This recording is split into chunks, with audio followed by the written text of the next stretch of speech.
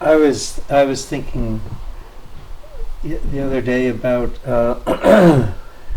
about being on Zapard with you with Beth, which was right after we were married, and you came to the wedding, which was very nice. And so this was before, you know, current communications technology. You couldn't really correspond by text or anything like that, and somehow Beth and I had gotten the word that you were going to be in Italy, and so we flew to Zurich and then took a train down. I think we had heard that you were going to be in Fiumicino, off of Rome. Airport. And so we'd never been to Rome before, and it was just a long, exciting adventure just getting out to find the boat. But we got out there in sort of early afternoon, and Don said, "Oh, great, you're here. We got to get going." And so we hopped on the boat and started heading south along the western coast of Italy. And so where are we going? And Don said, "Well, we're gonna try to get down to Anzio." And all right, so let's look at the chart. And so Don pulls out this Michelin road atlas, and so we're looking at that, and so there's the harbor is about that big on the map, and so all right, so we're headed south, and Addie made dinner, and we had dinner, and the sun set in the western Mediterranean, and we're still headed south. And so finally we start to head into Anzio, and pitch black, and there are lights everywhere. There are red lights and green lights and white lights and flashing lights, and we just had no idea kind of where we were supposed to go, but we sort of made it in kind of slowly and stuff, and anchored. Woke up the next morning, and Don looks around and goes, "Huh, look at that, there's a seawall all the way across there." Which, happily we didn't.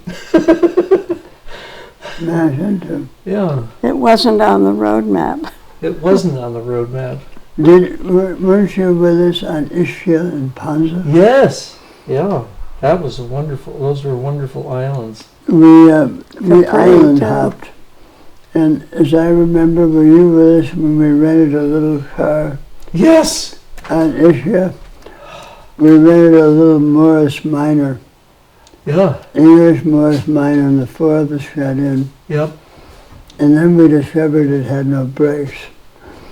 And the island is up and down and up and down. And I remember we came over one place, and oh shit, it ends and it goes straight down. And you get ready to put your feet out the door. We had it pretty slow. I got a gear down to first gear, but that wasn't going to stop it. I kept remembering the time in Lyme when we got in the wrong gear and tried to slow it down, and we destroyed the transmission and left cast iron pieces all over the driveway. And I just thought, really, pieces of us all over this mountainside. We finally stopped, but that was a scary drive. That was. And then on that same trip, we were headed in toward Naples, and we stopped at a funny little island on the way and spent the night. And the island sort of seemed to be deserted, even though there were little houses and everything. And it was almost, and there was a huge, great big cemetery. And so we went ashore and walked around, but it just had this sort of creepy feel about it. And so the four of us were walking around, and we stopped to just kind of reconnoiter and see where we were and everything. And Beth and I were talking to Abby, and we turned around, and Don was gone. Just like that, just disappeared. And it was, I mean, he was standing 3 feet away from me, and then he was gone. And sort of coupled with the whole island, the whole feeling of the island, it was just like very weird. And so we, started walking around and looking around, and we just thought maybe he'd gone around the corner to pee or something. But he just didn't seem to be anywhere. And about 5 minutes later, the church door opens and Don walks out and he says, "There was a wedding going on in there. It was so cool. I just saw the whole thing, and it's really, I didn't understand a word, but it was really..." And we were all just, what? Yeah, I forgot about that one. The transmission, talking about that car, reminded me of the Peugeot. And the story of the Peugeot was they had bought this diesel Peugeot sedan that was quite a nice looking car. Diesel. Diesel. I Right. hated it. But there were some problems sort of developed with it. And the first problem was that normally with a diesel there's a little solenoid or something that when you turn it off, it cuts off the air to the engine. And so, but that had failed. And rather than getting a new part and so forth, Don had rigged up this little piece of wire that came through, and there was a little brass ring here, and so when you wanted to stop the engine, you would reach down and pull that, and then the engine would stop. So that was fine. But then the problem came about that the car had to be jump started. And I don't know if it was the battery or what, but The starter moved. okay.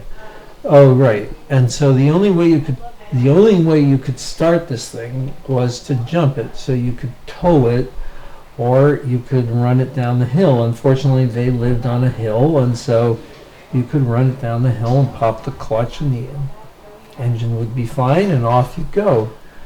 And I remember hearing the story that Abby's mom had invited them to Easter dinner in Concord and wanted to take them out to dinner in Concord. And so it was explained to her that they would be delighted to go anywhere, but it had to be on top of a hill. Because otherwise they wouldn't be able to get the car going in order to get home. So, and the other thing with that car was, at one point it was parked in the driveway, and they had a goat named Mumsy.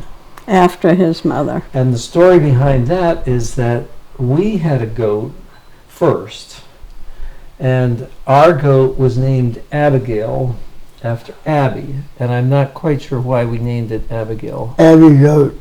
Abby Goat. Oh, okay. Right. Abby Goat. So my dad always called my mother Mumsy, and so their goat became Mumsy.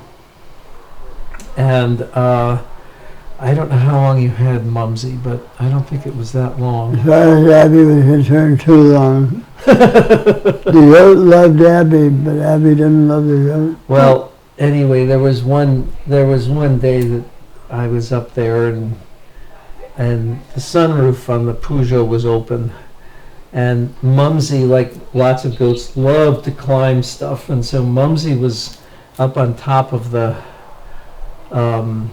Peugeot, dropping little goat turds into the sunroof, and it was. Do you remember that? Oh, Well, Mumsy, I thought you would tell a story that I got a call from Abby came into the garage, and there was a freezer right in front of where we parked it.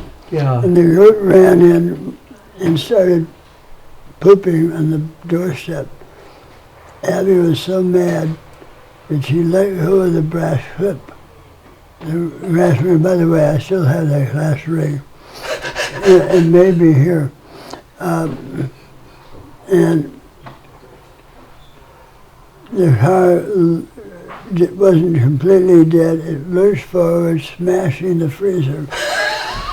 And I got a call at the office in Lebanon, and that car saying, Mumsy's gone through, we have $100 anyway, and those things are thawing. So I got home and looked in the Valley News, for sale, $100 a freezer in Orford. Kent was home, and we emptied it out, ran up to Orford, bought the freezer, came back, plugged it in, and the next day at Lime School, Kent got construction paper and cut a red sign with white lettering, "Stop." Yes, I remember that. And taped it to the front of the fridge. You think Abby was mad about the goat shitting on the doorstep in the car? Oh. When she saw that, he had to really move fast. When she gets really pissed, she's pissed. And then we advertised, I guess, in the paper, a friendly family goat to a good family with young children. We pretended ours were all grown up and there was nobody to play with Mumsy. And so this couple came from quite a distance. We were glad. And a couple of kids. And Mumsy jumped in the car with them and they drove off. Oh, I remember that. I was smiling. And we were smiling too. And it wasn't the same town or next door or anything. They had quite a drive, so they never brought Mumsy back, which made us But happy. the whole idea of just Mumsy jumping into a regular car with no containment or anything, it was just... Well, our neighbors, the Warrens, she was a real crafts person and made beautiful front door pieces of Christmas. And she had this lovely wreath. And she called one day and just unloaded on me. Mumsy had gone down and eaten her beautifully handmade Christmas wreath off the front door. Anyway, Mumsy also rearranged one of our friends who just had their car painted. Mumsy hit the roof and with those hooks rearranged the paint. So they had another paint job on the roof of their car. But Mumsy loved Abby, and Abby would sit out on the lawn reading, and Mumsy would come in and lie down next to her and huddle up and put her head on Abby's shoulder. Abby's trying to read, you could just see she's about to kill the fucking goat. Why did you have the goat in the first place? Just because we thought it would be fun to have a goat. If the Shellens could have a goat, but your goats were always kept pretty much caged, weren't they? Yeah. Yeah, I don't remember your Abby Goat being in the house. Oh, God, no. No, there was a little goat shed. Yeah. Yeah, and Kit was learning about animal husbandry, and they took care of Abby Goat and stuff.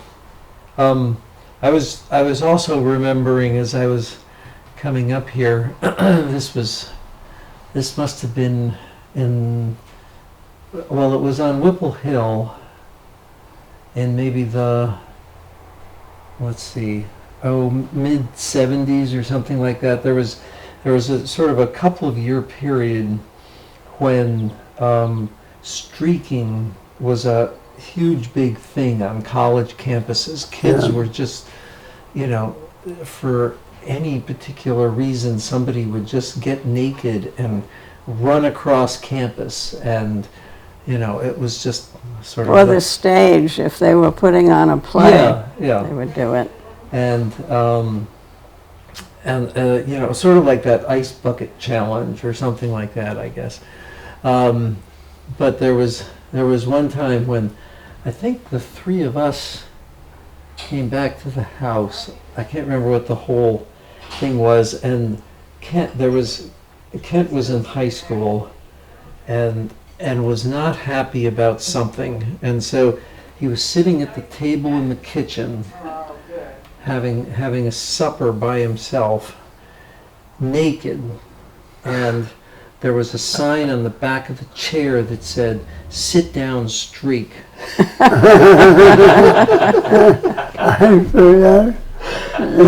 I don't remember what the issue was. I don't know what he was protesting, but it was very cute. How old was he? Well, he must have been in high school, I think. High school, okay. Yeah. Yeah, we were driving a concert, and it was a symphony concert, in between an actor, all of a sudden, this guy with one of those, with you throw it up in the air and you catch it. Juggling. One of those The 2 sticks in the string, and Yeah. that thing that Yeah. between. I and can't you remember. throw it up, and this guy, bare ass naked, runs out across, throws up in the air and catches it, throws up in the air, and the orchestra, everybody in the audience, all 900 sold out theater. And then he goes up and races off the other I sorry, this is sort of about me, but Well, that's right, it should be. well, there was a Christmas revels. I had, shortly after moving to the Yeah. Upper Valley, I had joined the Christmas revels and joined the sword team. And I'm pretty sure you were in the audience. Yes. And so I had done this for a couple of years, and it was great fun. And the audience always liked the sword dancing team. And so it was the last show of the run, the Christmas one, and things always got a little looser on the last show, and so there was this, we were clogging sort of away, and we somehow did a thing where I did a backflip, and the audience just loved it, and the whole thing was all, we could just feel the energy for our group. And I had talked the fellow swordsman when we came out to do our bow, at the end, we had a sign that was rolled up on a stick. It was about 8 feet long, and in big block letters it said, "We do weddings."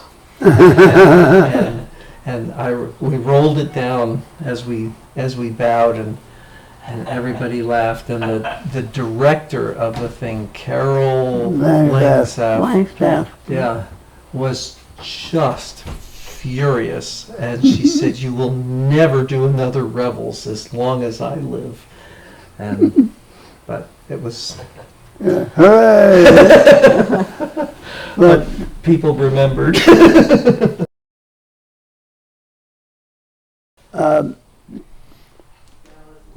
Pete and Betty were among our closest friends, and we used to come down for 4th of July parties, and they had one friend that learned how to make a cannon Oh, yes. out of a lawnmower, Red Armstrong or something. Red Fox. Yeah. And he flew for American Airlines. Yes. He'd come down and get loaded, fire off his lawnmower cannon. He put propane into the cylinder, pull the handle of the lawnmower, and the damn thing would blow out. And there was a and spark then- plug. It was a big iron tube, like about 6 feet high, 5 feet high, maybe 18 inches in diameter, and he would put acetylene into it, and it would fill the thing up, and there was a spark plug welded to the bottom. And then that would get connected to a lawnmower. Sorry. No, Go ahead. you're saying that he pulled it and it made a noise that was heard from one end of that river to the other. And then he would, and he's full of beer and everything.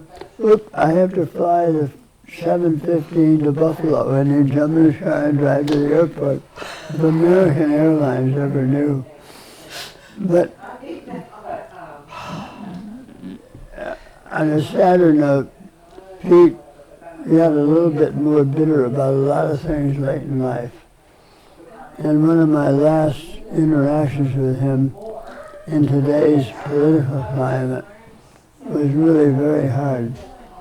We arrived at your house, and there was a Trump sign in the front yard. Oh. And, Yes. and I pulled it up Good for you. and brought it up to the house and stuck it by the entrance to his shop doors on the side. He came out and saw it there. What are you doing? You don't realize this man is our salvation. He's going to give us our country back. He was fear. He grabbed hold of my arm and I could feel his fingers into my bum. I mean, he really was mad. Yeah. One of the few times I saw him totally Yeah. explode. Yeah. I don't know. They got in bad. He really did. Did shit get a Trump thing or not? Hmm? Did shit become a Trumpite? Sorry? Did shit become a Trumpite? Let's see. Mom and Dad, Tom and Jane are Trumpers, and Kit is I think Kit's an embarrassed Trumper. We don't talk about it, Yeah. but I don't know what he'll do this year. But yeah, we would have discussions at family gatherings, and Dad would, be very, very stoked up on whatever it was that Rush Limbaugh had just spouted, and he would, when they were down building the boat, whatever boat was being built, they would listen to Rush Limbaugh, and it was just, and Mother would sit at the other end of the table and say, "No, we're not going to talk about politics. That's, I remember hearing you that's say enough. that. We're not going to discuss that." Yeah. His mother was as long-suffering on issues like that as any woman I've ever known. She just didn't know what to do. She couldn't contain him. Yeah, I know. Anyway, Yeah, yeah. Dick, what was your first memory of Don and Abby? Tracy.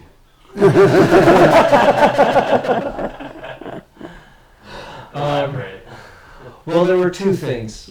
I remember the house in Essex, and I remember going in there, and at the time, I was just becoming fascinated with ham radio and electronics, and I had built shortwave radios and stuff like that, like in 4th grade or something. And Don had started working at Vocaline, and they made CB radios. And so I think you had one there on a little shelf or something, and it was Vocaline was a good brand, I think, of CB radio, Yeah, when it first came out. It was. and so I remember being just very impressed with this radio, and then along with that, the eldest daughter I just thought was really very wonderful. I don't remember John at all. John who? But it's funny, I remember the layout of that house so clearly, and there was a little sort of a porch kind of a thing that you go into, and then the door was, it would keep the rain off the door and stuff. It was red with white trim, Yeah, I think. It was. And- right next, just below the Winds, Lil and Charlie Wind. Oh, He built the house to the point where we took it over and finished it. And we put the second floor in. and then there was a sort of a good-sized space over the garage, I think. Yeah. And there were steps up the outside, I think. We built them. Oh. Yeah, and we used that in 3 different garages over the years we built. Oh. Including today, in fact, every house we built. Okay. Oh, I didn't. Oh, I see. That makes sense. Now I understand. Way to use it, put all that weight. Every time I go up there and look at it, I say, we gotta get rid of all this shit. Oh. It used to be my hoarding. I'll tell you, in taking,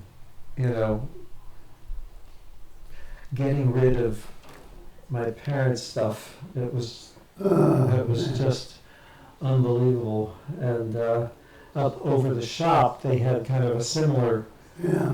no man's land up there, and but I found a very nice Danforth White Constellation compass that with no oil in it. So I'm going to send that off to get rebuilt. I don't know what for, but and there was also a meat slicer, just in case it was a regular commercial kind of a meat slicer, and I don't know. I don't know if you remember the original Zapard had one of these big round compasses with 2 things and 2 Yes. weights on it. Yes, the so-called navigator's balls. Oh, yeah. And I just in the last month, Abby cleaned it up and we've taken it down. We had it on, it's on my desk at our Oh, winter home. That's the reason we still have it. We saved it and brought it home. oh, that's great. Which reminds me of the trip to Anzio, because one of the interesting things other than the Michelin road map was the fact that there were 2 compasses on board. Mhm. And the thing about 2 compasses is sort of like if having 2 watches. You never really know what time it is because, they never agree. And I think these compasses were off by 45 degrees or something. Well, one of them was a Celestial, which is one of the best compasses ever made, but you're reading off the back. So if the boat is going one way, obviously it's turning that way. And the one in front of the Oh, pilot yes.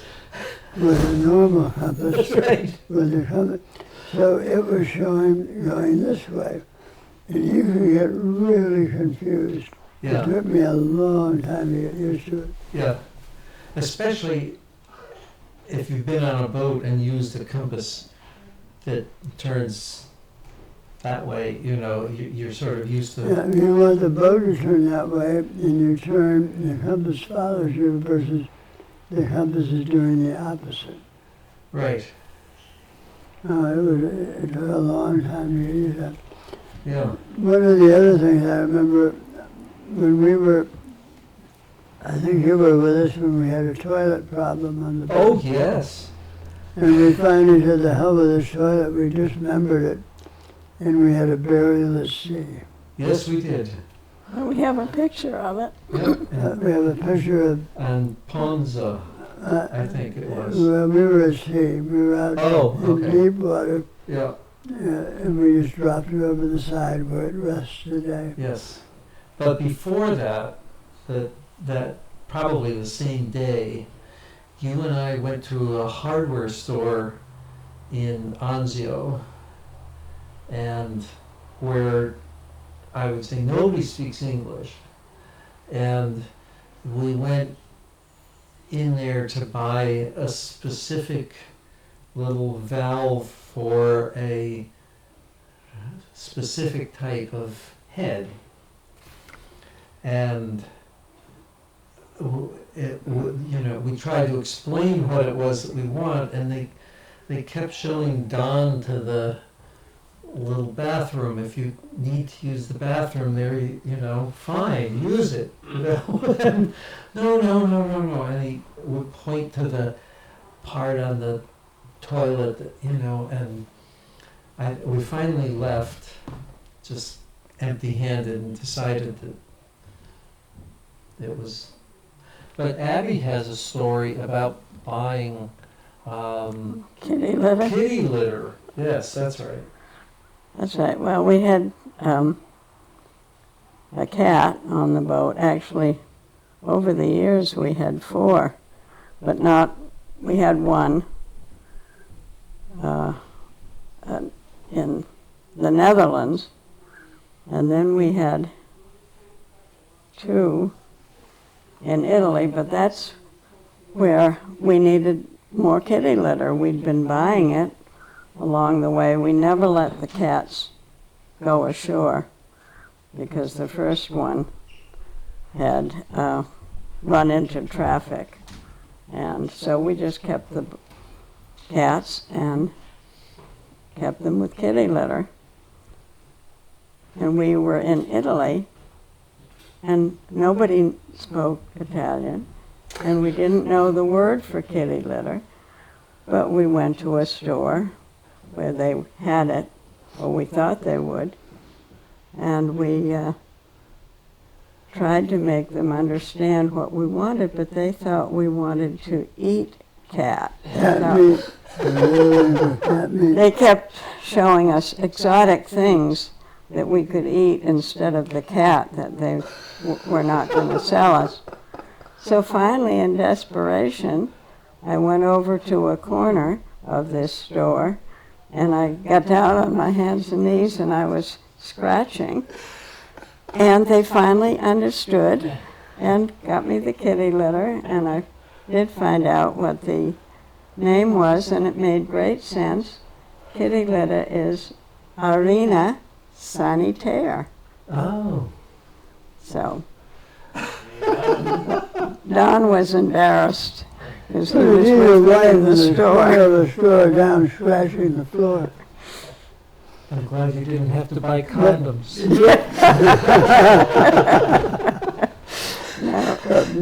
David and stuff, they were with us in Naples when we went to the opera. Oh, yeah. And we went to a really phenomenal, it was actually a ballet, I guess. Yeah. Capiga. And Yeah. at the Naples Opera House, Oh. and Dick and I both had our blue blazers and our proper blue Oxford shirts and our ties. And we looked but Tracy had 2 friends that showed up who were part of the nitty-gritty dirtbaggers, which are the ski avalanche guys in Montana. And they had been up in Switzerland and Italy teaching avalanche techniques, how you blow, where you set up cannons, how you blow the cornices and so on. So they wanted to come to the boat, so they showed up, and they had nothing but nylon wind pants and t-shirts. and one of them had a huge T-shirt with Mickey Mouse in the front of it. You remember that? Yes. And we were able to get tickets for all of us, 6 of us. But I said, I don't want to go into the orchestra. So these 2 guys in their ski pants and Mickey Mouse T-shirts. I mean, this is 2 Americans. So we got a box. And came intermission, we said to them, you guys stay here, we'll bring you something to eat. But don't leave this box. So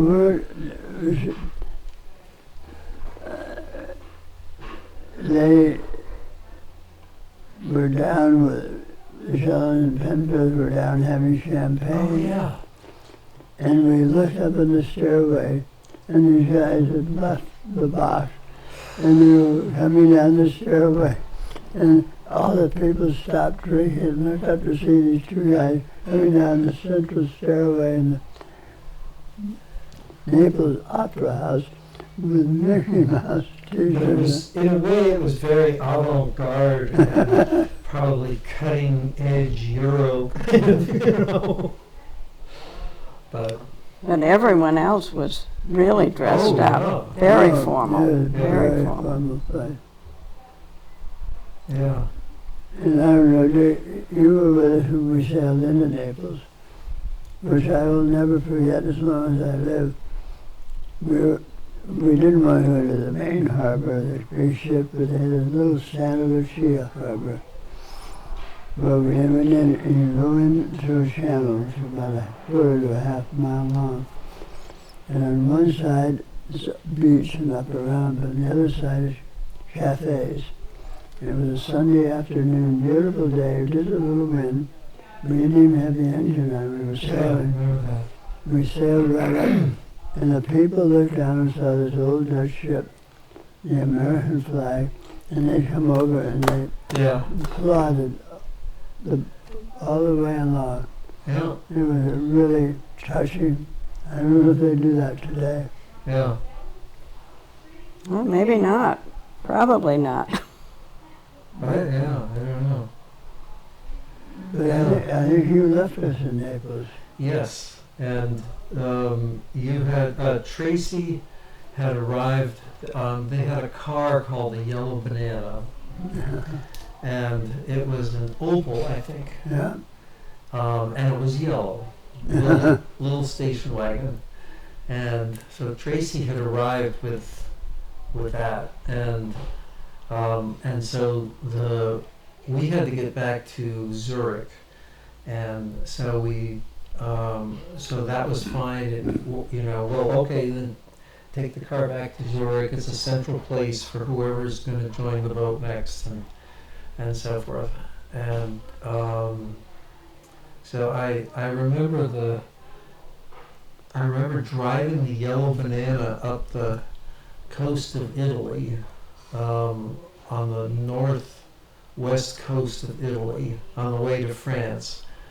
And we were going through these, you drive along, it's just a beautiful drive, but you're on a bridge, and then suddenly you're in a tunnel, which is part of a mountain, and then suddenly you're back on a bridge, which is where there was a huge gully, and then there's another mountain, and you drive through that, and it's just this super bright Mediterranean light, and then into the tunnel.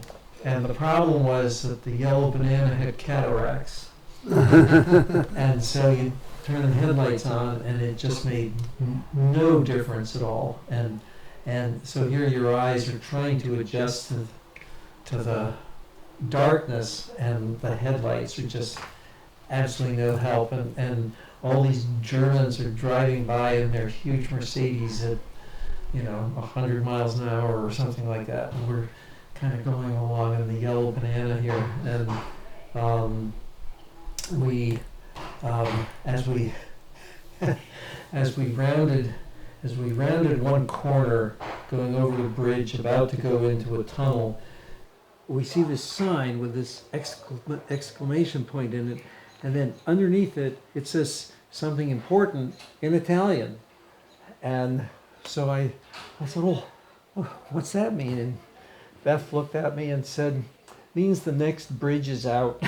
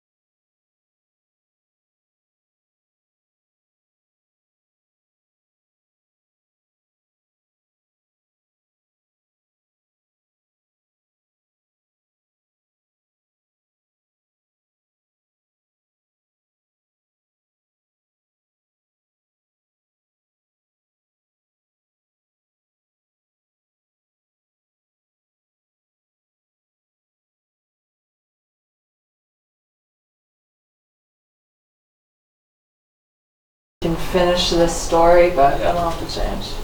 Okay. So we see this sign with this exclamation point in it, and then underneath it, it says something important in Italian. And so I said, well, what's that mean? And Beth looked at me and said, means the next bridge is out. So, do we have time for just one more? Yeah. Okay, so. I just need to